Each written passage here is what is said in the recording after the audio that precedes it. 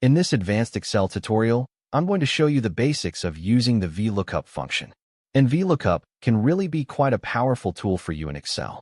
You can do several different things that can be useful. But in this tutorial, like I said, we're going to look just at the basics of how to use it. And in this tutorial, I'm using one of the spreadsheets that I made in past tutorials. If you haven't seen my Excel Basics tutorial, my Intermediate Excel tutorial, and also the series of Advanced Excel tutorials, you really should go back and watch those. But in those tutorials, I created this spreadsheet that's a movie inventory of movies that I have. And it's quite a short list.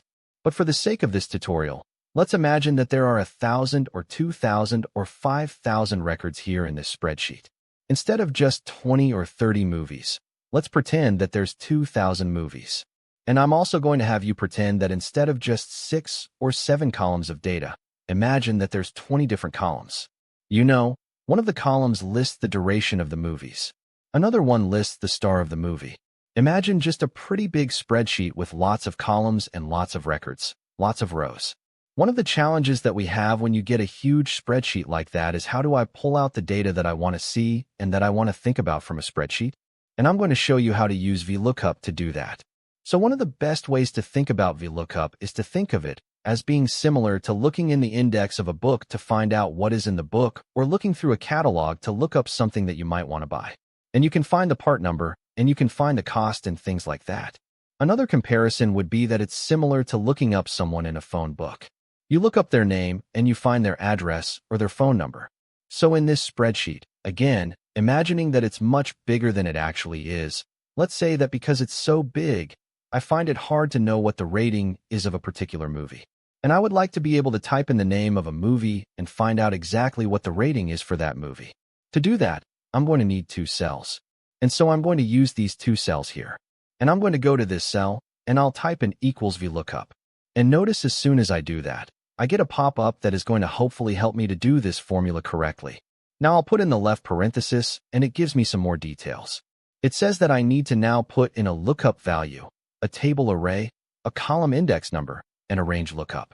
And each of those, notice, is separated from the rest with a comma.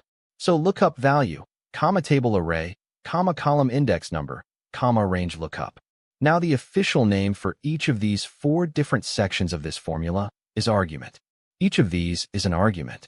So this is argument number 1, 2, 3, and 4. So let's look at argument 1 first. It's asking for the lookup value. So basically, what is it that I know? What is it that I'm going to look up information about? But it's something that I already know. So again, think of going to a library. You know the name of the book that you want.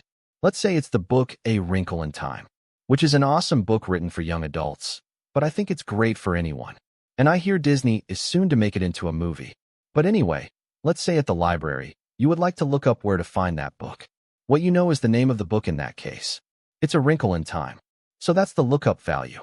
Now in this case, I would like the lookup value to be changeable. I would like to be able to type in, let's say The Princess Bride, and have it tell me PG, or The Martian and have it tell me PG-13. And so because I want it to be changeable, I'm just going to click on cell H8. I'll click there. So basically whatever I type in cell H8, that will become the lookup value. All right, I'll put a comment in. There. Next, it wants the table array. And if you've watched my Excel Basics tutorial, you know the term range. And that's basically what this table array is. It's a range of your spreadsheet that you want Excel to look at. And to be careful, I really want to include all of the columns that I have here. Now you may not want to when you do this yourself, but I want to go in and choose a 3 through F22. So that'll be all of the actual data from my spreadsheet. It's not going to include some of this other stuff that I put in later. So to put that range into the formula, all I have to do is click on it and drag to select that range that I wanted to look through. Now that's really easy when it's such a small spreadsheet.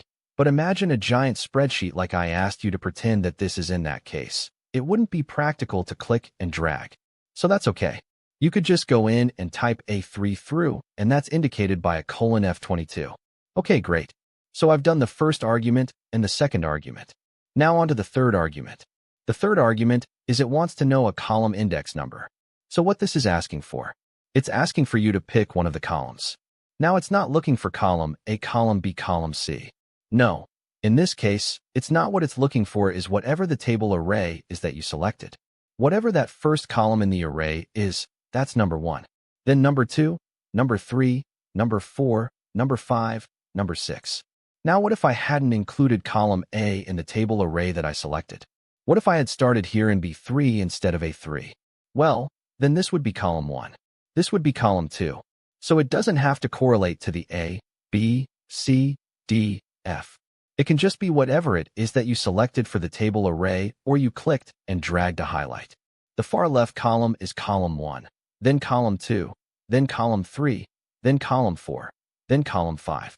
So now I'm going to do that argument. I'll put in a comma to separate the second argument and the third argument. And how do I know which column to select? Well, the column I select is the column that has the information that I want to draw out. So if you remember my example, I want to be able to type in the name of a movie and find out what its rating is. So that means I want column C. But remember, I've got to put it as a number. So I go to the array, the table array that I highlighted, and I say, okay, this is the first column. This is the second. So I want the third column. So I type in 3 comma. Next, it wants a range lookup. And this is kind of tricky and a little confusing for me as well as for many people. Basically, what this is asking is there a requirement that H8 be an exact match to what's in the spreadsheet? And this is mostly useful, I think, with numbers.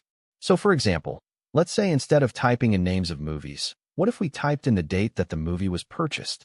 If I were to type in 2007, it would produce a PG. But what if I typed in 2006?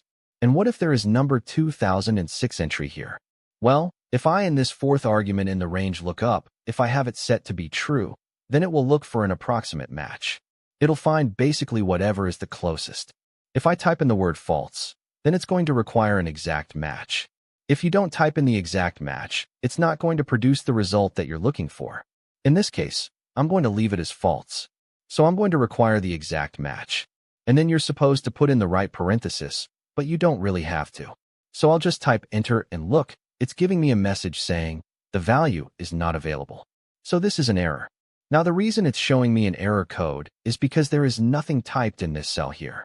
So let's test it out. I'm going to type in, I am legend. Let's see what happens. Look, it says PG-13. So that seemed to work pretty well. Let's try it again. I'll type in Groundhog Day. So I type in Groundhog Day, hit enter, and it's PG. Now, once you have done this, if you've set up a VLOOKUP like this, if you regret how you've laid it out on the screen like I do a little bit, let's see what we can do to make it so that you type the word here and it tells you on the right, whether it's PG. I think that would look a little better. So to do that, I'm just going to double click here and I can see up here in the formula bar. That's the formula. I'll just copy that and then I'll paste it here and notice that it gives me an error again. So I need to double click on it and look at my formula and see where it messed up because I copied it from one column to the next. Look, it shifted everything to the right a little and also down because I moved down one. So I can repair this formula just by clicking on the first argument, clicking and dragging to highlight it. You can also do this up here in the formula bar, and then I'll click on H8. Next, we go on to the second argument, which is the table array. The table array was changed quite a bit. I'm just going to click and drag, but remember with a larger spreadsheet, you would need to just type in the cell names that would be much faster. And the column index number is still valid 3 and the range lookup false. So now I can hit return or enter on the keyboard, and I can actually delete the one that's above. So now I have a space to type in the movie name, and it tells me the rating off to the right. Okay, let's do another example just to test it out. I'll type in the giver, and it changes to PG-13. So I hope that you found this tutorial to be helpful. This is just the beginning of what VLOOKUP can do for you. But to be honest, this is how I use it most often, just as a way to create kind of like a form that I just fill out. I type in the name of something or the part number of something, and then it tells me other data. So like I said at the beginning, it's kind of like looking up a book at the library and finding information about the book, or looking up somebody's name in the phone book and getting their address or getting their phone number or the city that they live in. Now, if I wanted to, of course, I could highlight these and I could change them to be bold and centered and things like that, and kind of create a nice little space here that it's a tool basically that I can click and type in to get the information that I'm looking for. Now, there are a couple of rules you need to know if you're going to use VLOOKUP. Probably the first rule is that you need to have your data in vertical columns. So I have column titles here, and the lists of items go vertically, right?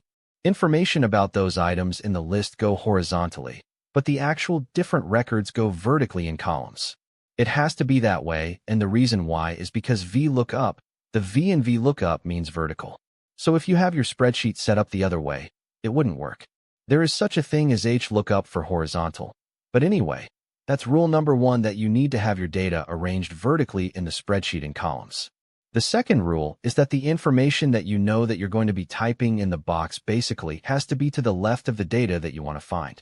So the data that I know in this case is the names of the movies, right? That's what I'm going to be able to remember and produce and type in this box. So that in my spreadsheet, that needs to be to the left of the information I want to look up and find, in this case, the rating. If your spreadsheet is not set up that way, you need to move the column that has the information that you're going to be able to type in the box.